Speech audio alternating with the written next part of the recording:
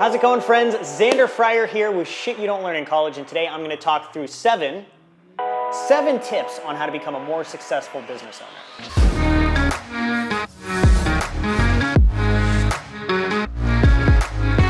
Now, with so many businesses out there, it can be tough to stand out in the crowd. And over the last couple of years, we've actually had more businesses start up in the last year and a half than we have in the last 3 years combined. So we got to pay attention to that. Now, Forbes once did a study that found that 80% of entrepreneurs and business owners will shut down their doors within the first 5 years. But that was before the online age. Huffington Post recently did a study and found that 90% of online businesses will close down their doors within 4 to 6 months. So that process of shutting down your business has gotten pretty exacerbated and crunched down pretty quickly. So more businesses are starting businesses than ever, and more are failing faster than ever. I want to make sure that you're not among the 90% that fails, and you're among the 10% that actually survives and continues to grow and thrive. These are going to be the 7 tips that are going to allow you to do it. All right, let's just get right to the point. The number 1 tip, pretty straightforward. Get mentorship, get help. Right? Success leaves clues. That's what Tony Robbins says. He says success leaves clues. And Forbes recently found that a majority of the reasons that people fail in entrepreneurship and business is because of inappropriate or the lack of any mentorship and coaching. Think about this. If you're about to climb Mount Everest, would you just go do it on your own? Without a guide, without a plan of attack? All right, maybe not everybody here is going to be climbing Mount Everest anytime soon, but how about baking a cake? If you wanted to go bake a cake and you've never baked a cake before, you don't have someone helping you bake a cake, and you don't have a cake recipe, what's that going to look like? You're going to go to Whole Foods, you're going to buy all these organic ingredients because we eat organic and healthy, right? So we buy all these organic ingredients, we mix them all together, we put them all together, we put them in the oven for an hour, and we pull it out, and it's just a big ball of mush. Why? Because we forgot the eggs. Well, we didn't know we needed eggs because we didn't have a recipe and we didn't have somebody helping us get there. So what do? We go back to Whole Foods and we buy a fancy new whisk, we buy some more flour and some fancy vanilla extract, and we mix it all together again, we put it back in the oven, we pull it out again an hour later, still a big ball of mush. Why? Because you still forgot the eggs. Now the truth is, if you had a mentor to be like, why are you forgetting the eggs? You go, I don't know. You put eggs in and ta-da, beautiful cake. Most people think that they need to get a mentor after they've been a little bit successful, but if you ever want to get any form of success, you need mentorship. That's number 1. Number 2 is until you hit the $1 million mark in your business, you should put all of your energy, or at least most of your energy, into one thing and one thing alone: selling. Most people get into the entrepreneurial space because they have a product, a service, or an idea that they want to get out into the world. So they put 80% of their energy into product development, service development. But the truth is, if you don't sell anybody, you're not going to get that product to anybody. You're not going to help it develop, and you're not going to help it grow. Most people spend time overthinking, overanalyzing, and trying to create a perfect product. But the only way to create a perfect product is first to create a minimum viable product and sell it to get feedback from the world and learn what you need to make it better. You have to sell the product first. This is why up to $1 million, Mark Ford in his book says, in Ready, Aim, Fire, he says, you have to put 80% of your energy into selling until you get to $1 million. And once you've gotten to $1 million, you've got enough feedback from the market, you've got enough feedback on what works from a selling standpoint, what the market and the industry actually wants and needs for you to perfect the product and service. But until then, you shouldn't focus on trying to perfect the product or service. Number 3 is be careful who you allow into your brain. Be careful who you listen to. Be careful who you allow yourself to take advice from. Now, in entrepreneurship, we're all going to face obstacles. We're all going to face roadblocks. We're all going to get punched in the face. Let's just be honest. You're going to get knocked the shit out, okay? The real question is, when you get knocked down, who's going to pick you up? Because if you surround yourself with people that don't believe in your dream, don't believe in your mission, and this might be your friends and your family, they love you as a person, but maybe they don't understand what you're doing. Maybe they don't understand where you're going. Now, if they are the ones that lift you up, what are they going to say? Are they going to say, keep going for it?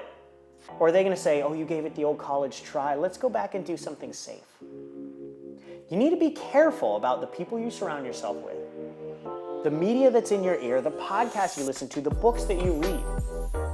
Because your environments will dictate your destiny, and the reality is you are going to get punched in the face. You are going to get knocked down.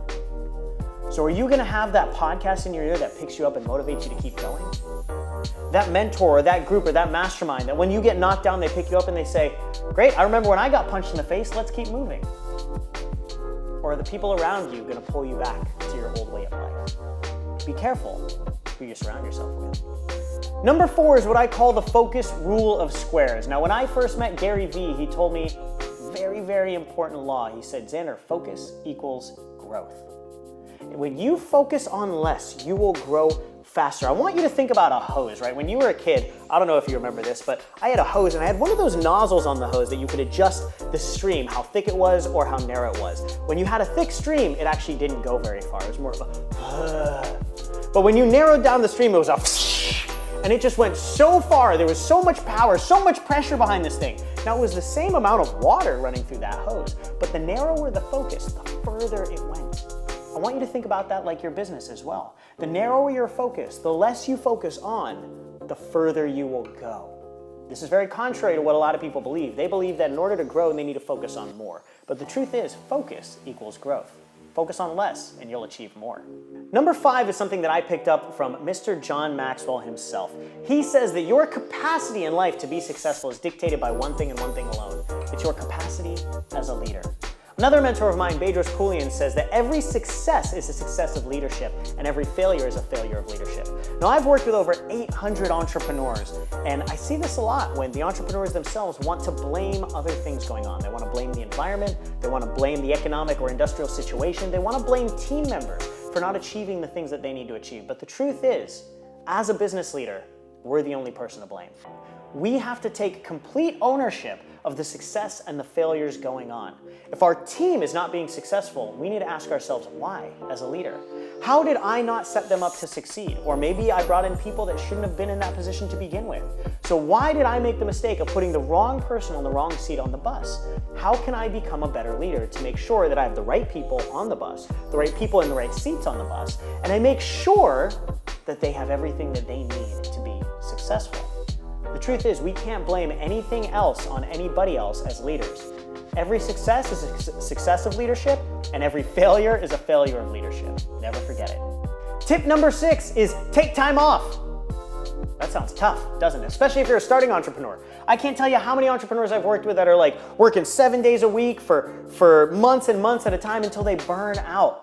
Right? The big problem with this is if you never take time to pull away from your business, you never provide the creative space to actually think through your problems. Now, when I was first starting my business, I learned a very important rule. I learned the one resource more important than money was time. Now, as I started to become more successful in my business, I realized the one resource more important than time was focus and energy. I would rather work 40 hours in my business and be 100% focused and energetic on it than 80 hours in my business and be 50% focused and scattered and all over the place. You can get more done with a focused 40 hours and take a week off every quarter. Make sure you're taking weekends off, taking time away from the business to provide that space and that clarity. Have you ever noticed that the answers to all of your problems don't come when you're face deep in the problem? They come when you're taking time off. They come when you're at the gym. They come when you're showering late at night. They come when you're on a walk with your family. That's when you get creative inspiration. That's when you get that divine download. That's when you get that moment, that epiphany that solves all of your problems. It doesn't happen when you're face down in the business. It happens when you've pulled yourself out of it. So take time away, and you'll find that you're going to answer all of your difficult situations and find a lot more success in your business. All right, and the 7th and the last tip that I have for entrepreneurs and business owners is take care of yourself. As a CEO, you are the product. You are the service. So if you're not taking care of yourself, you're kind of screwed, right? You got to take care of your physical health. You got to take care of your mental health. You got to be able to show up on a regular and daily basis. That means eating right. That means making sure you're not putting crappy stuff into your body and crappy stuff into your mind. It means treating your body like a garden. You want to make sure that it's getting plenty of water, plenty of sunlight. You're weeding it daily to make sure that there's nothing shitty growing in that garden, and you're keeping all the pests away from tearing up all your pretty flowers.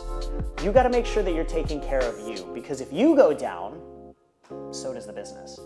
Becoming a business owner in today's society has never been easier. It's a lower barrier to entry than it ever has been. Most of the time you just need a laptop, a phone, an internet connection, and maybe social media, and that's about it.